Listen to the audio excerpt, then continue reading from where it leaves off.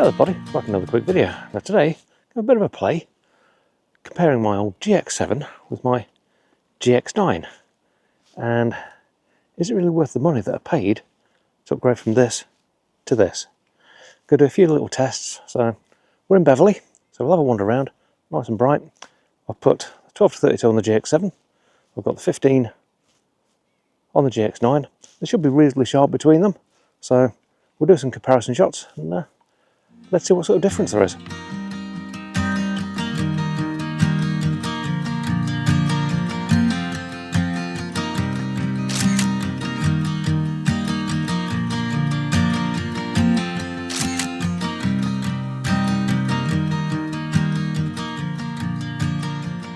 So as a comparison, I'm going to be using both cameras in very similar situations. Obviously, this at 15mm, we know it's sharp, but we stopped at f5.6 for all the shots. With the 12 to 32, I'm going to stick that to about 15mm and sort of go again at f5.6. So the comparison should be fairly similar. I've got a bit of sort of just a bit of side-by-side testing. So go get into the centre of Bev, see what's here.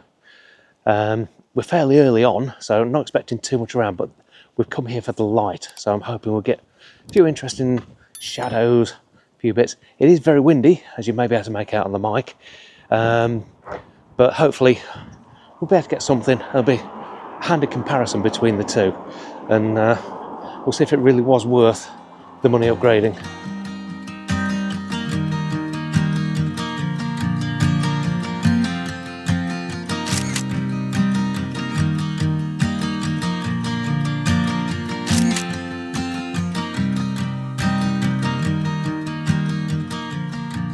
So I suppose the first thing to look at is the physical difference in it. GX-9 is a little bit chunkier, but it lost that nice grip of the GX-7. One thing I really did enjoy with the GX-7 was the fact that it fitted into your hand almost perfectly. And obviously with the GX-9, I had to have this grip onto there just to make it fit in a similar way. Bit of a shame they didn't carry it across. I understand the reasons behind it, but it is a bit of a shame that they didn't carry it across. So that's one extra for the GX-7. But certainly with the addition of the grip, yes, it means a little bit of extra cost. The addition of the grip, it makes the GX-9 thoroughly usable. Although not quite as good as the GX-7, but thoroughly usable.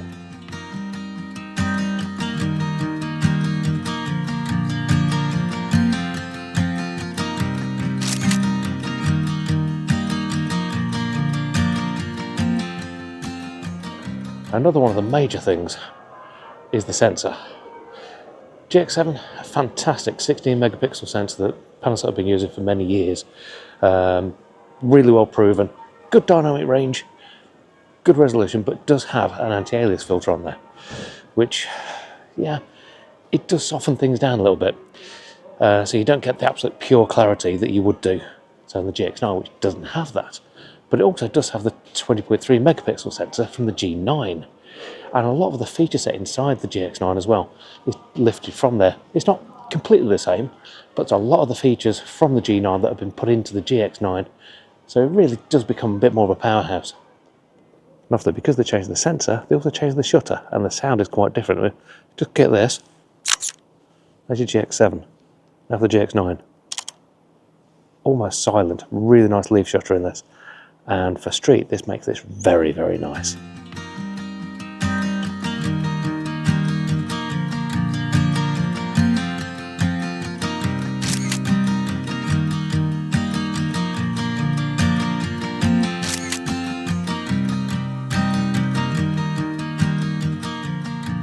Now what I'm going to do, I'm going to do a couple of detail shots just of the wall here, just so you can put it side by side. The problem is with YouTube, you probably won't see much difference between them, but physically when you're actually sort of reviewing the images, you can tell there's that almost sort of small softness that you get with the GX-7, but that's just down to the anti-aliasing filter.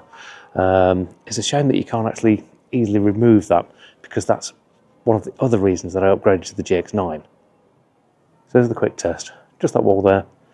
It's enough to actually sort of see some detail in it, and it's having to actually sort of get the patterns. So grab that one, I'll put the two shots up now for you, see if you can figure out which one's which.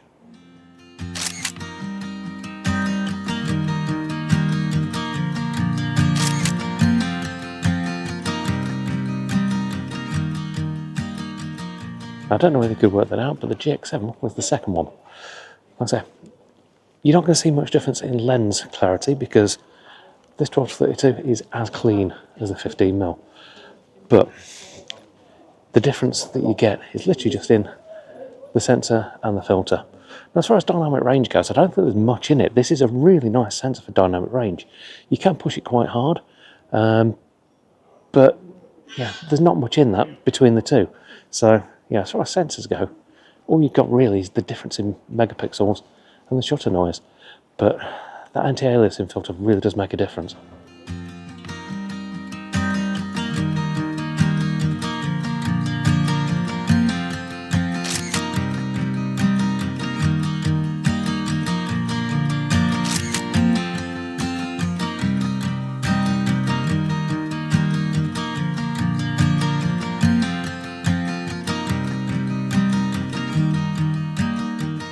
Obviously, you've got to remember the GX-7, yeah, it's somewhat older than the GX-9.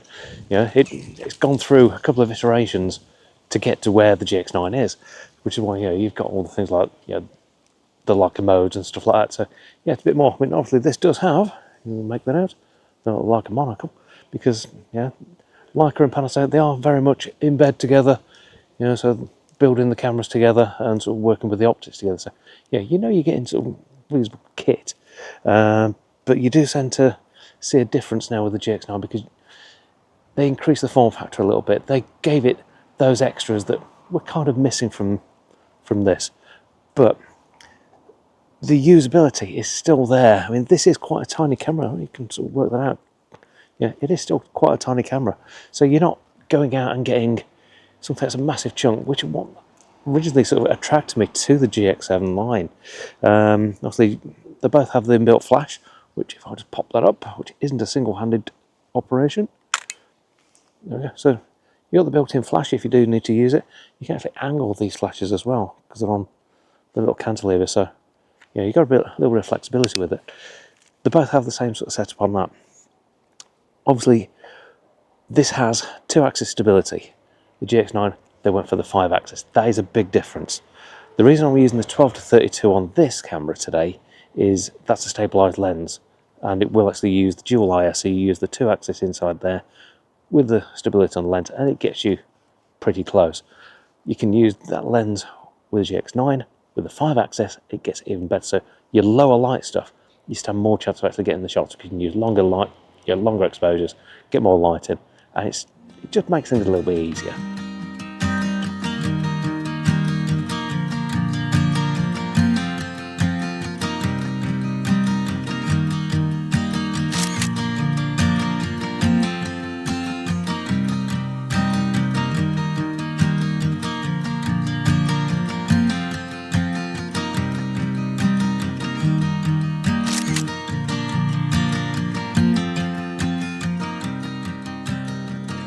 So another little thing that I do have to mention about the GX7, and it's one of the main reasons why I ended up buying the GX9, is the fact that the anti-aliasing filter is prone to getting dust behind it.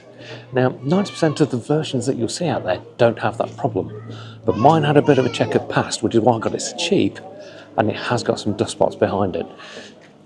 It's not too bad, but it's the sort of thing you have to edit them out each time, especially if it's brighter. It does show up a little bit, and you just got to be mindful when you're taking the shot. If you're doing something with a bit of a bright background, there's a chance it's going to pop out. So yeah, that's one of the other things that did it. And as far as sort of ISO range and stuff like that goes, they're very, very similar. The 9 does have a bit more dynamic range though, so if you're going out into the street at night, this would be the one to have with you.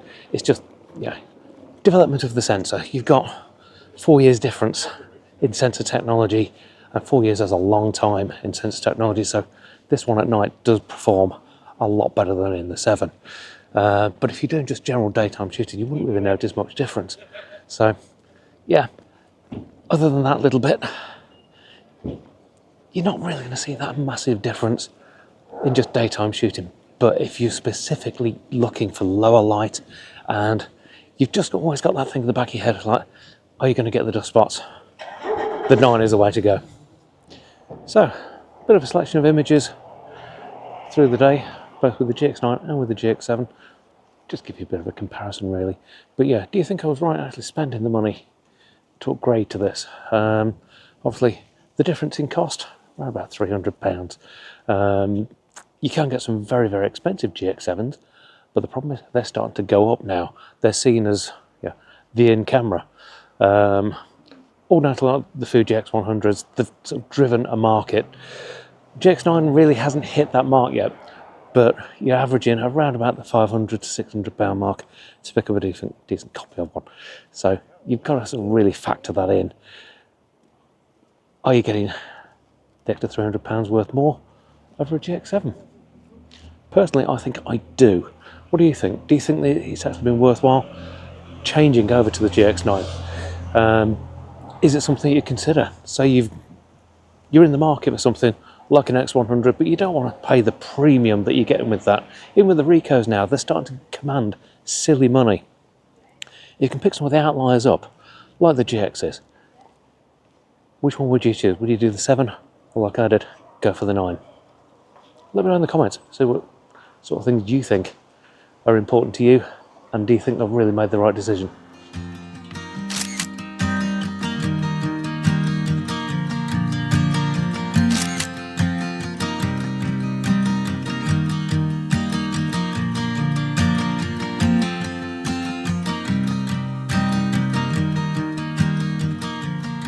So given what you've seen, and frankly the lovely form factor of the GX7, now obviously I've got quite large hands, but it still fits because that little extra bit there, that really makes a difference to the grip and how it feels in the hand, which is something that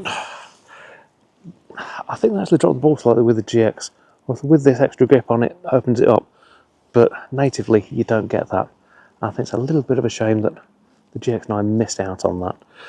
But if you're using one of these for sort of general street, I will go for the GX9 every time, because the updated sensor gives you just that little bit of an edge, especially if the conditions aren't absolutely perfect. It'll help you out. Now, I'm going to be doing a few little bits with these two, just doing a couple of sort of small video sections, nothing too spectacular. And you'll see the difference between those as well. Now, GX9, it will run 4K, it does 4K 30, but it'll still do 4K video. GX7 only does 1080. Now that can be a deal breaker for some people, but I don't use these for videos normally. Just a couple of little infills, and it's just handy for doing little bits and bobs. But yeah, that can be a bit of an edge to people if you're using it for a hybrid camera. They can do it. Like I said, this GX9, it's like a G9 inside, so you've got stability, you've got the quality of sensor, and you've got the ability to do the video with 4K if that sort of thing's the interest for you. GX7, not so much. You haven't got the full stability. You've only got, at least at 1080p, so that can be a bit of a deal breaker for some people. So there we go, a bit of a comparison rundown of the two GX cameras that I own. Do you think it was worth me upgrading? Let me know in the comments. For me personally, I would love to have a hybrid, for them to actually bring out a new version of the GX. So you've got the grip of the 7, maybe with the taller dimensions of the 9, but with the internal feature set, especially with some of the newer sensors that Panasonic have come out with, and the new feature set, that would be absolutely blinding. They will probably mop up, but I don't think that's on the horizon yet. We'll see. You never know what's coming around the corner. But if you've enjoyed this video, please do hit a thumbs up, and if you're not subscribed, hit subscribe. It really helps the channel out, but it costs you nothing at all. But from what is now quite a cloudy and very, very cold and windy Beverley in East Yorkshire, thanks for watching. We'll see you again next time. Take care.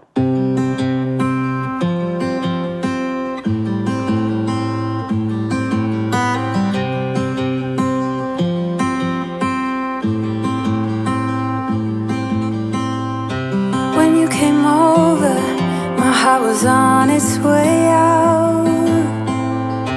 I wasn't sober, and I was thinking out loud. I spoke of your bravery, your wit and audacity, of coming over and letting go of it all. Please move close to me. You love differently.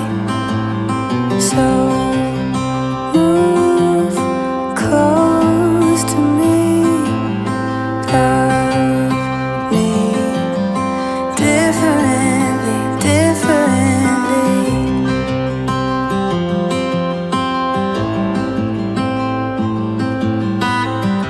You lay beside me, you held my hand in the dark. I started fighting, 'cause I was scared of it all. And isn't it glorious how love gets the best of us? Yeah, I got feelings, but I'm a tough one sometimes.